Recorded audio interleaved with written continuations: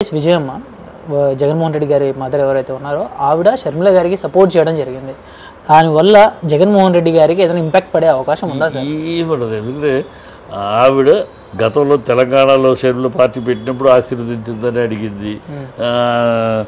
కూతురు అల్లుడు వెళ్ళి 6 ఫైళ్ళు క్లియర్ చేయమన్నప్పుడు అల్లుడు అనిల్ అడిగితే చెయ్యను అని చెప్పినప్పుడు ఈవిడ వెళ్ళి కూతురు తరపున అల్లుడు తరపున వెళ్ళి మాట్లాడింది. సో అందరికీ తెలుసు ఆవిడ కూతురు అనే తల్లి, ఆడపిల్ల కనుక ఆడపిల్లకి కూతురికి సమర్థించే తల్లి అని అందరూ తెలుసు. ఆవిడ చెప్పడం వల్ల పెద్ద ప్రజల్లో ఏదో భారతమ్మ గారు చెప్పగానే టప్పు అమ్మగారు చెప్పారు, అంత సీన్ లేదు. అంటే సార్ ఇక్కడ ఒకటేంటంటే ఈ ప్రజల్లో ఉన్న అభిప్రాయం షర్మిల గురించి తండ్రి కడుపున మహానాయకుడైన రాజశేఖర రెడ్డి లాంటి నాయకుడు కడుపున చెడబుట్టిన కూతురు. ఈమె అనర్హురాలు, ఆయన కూతురుగా కూడా అనర్హురాలు, చెడబుట్టిన కూతురు కడుపున. ఎలాగైతే ఎన్టీఆర్ కడుపున చెడబుట్టిన కూతురు పురంధేశ్వరి ఉందో ఈవిడ కూడా చెడబుట్టిన కూతురు.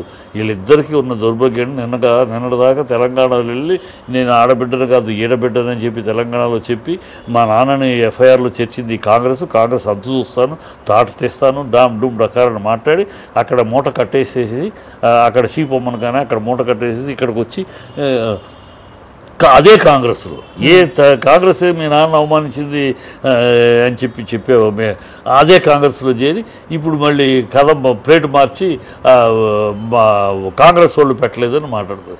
ఇది కడుపున చెడబుట్టిన కూతురు. అలాగే పురంధేశ్వరి కడుపున చెడబుట్టిన. ఏ రామారావు గారు ఏ కూతురైనా తండ్రికి దోహం జరిగినప్పుడు, తండ్రి కంట తడిపెట్టినప్పుడు వాట్మే లక్షలు పోనాయి, కోట్లు పోనాయి, తండ్రి పక్కన నిలబడుతుంది. రాజకీయాల్లో కాదు, ఈ తండ్రి చెడబుట్టిన గ్యారెంటీ రాసిస్తాను వీళ్ళిద్దరూ చెడబుట్టిన. ఎందుకంటే కారణం ఏ రామారావు గారు తన రక్తాన్ని చెమటగా మార్చి కాంగ్రెస్ను భూస్థాపితం చేయడానికి పోరాడి ఆ రోడ్డు అనక గెస్ట్ హౌస్ అనక వాననక ఎండనక రాత్రి అనక పగలనక రక్తాన్ని చెమటగా మార్చి పార్టీని నిర్మించి కాంగ్రెస్ను భూస్థాపితం చేసి ఆయన చనిపోయినాక ఆ కాంగ్రెస్లోకి చేరి అదే కాంగ్రెస్లోకి చేరి మంత్రి పదవి అనుభవించి ఇలా ఆయన ఆశయాల మీద గౌరవం లేదు, ఆయన వ్యక్తిత్వం మీద గౌరవం లేదు, ఆయన సిద్ధాంతాల మీద గౌరవం లేదు, ఆయన్ని అవమానించి వెన్నుపోటు పొడిస్తే ఆ ద్రోహి పక్కన నిలబడేది కూతురు. ఇలా చెడబుట్టిన కూతురు వీళ్ళు ఆ కడుపును పుట్టాల్సిన కూతురు కాదు, వాళ్ళ మహనీయులు మహానుభావులు, వాళ్ళ కడుపును పుట్టాల్సిన బిడ్డలు కాదు.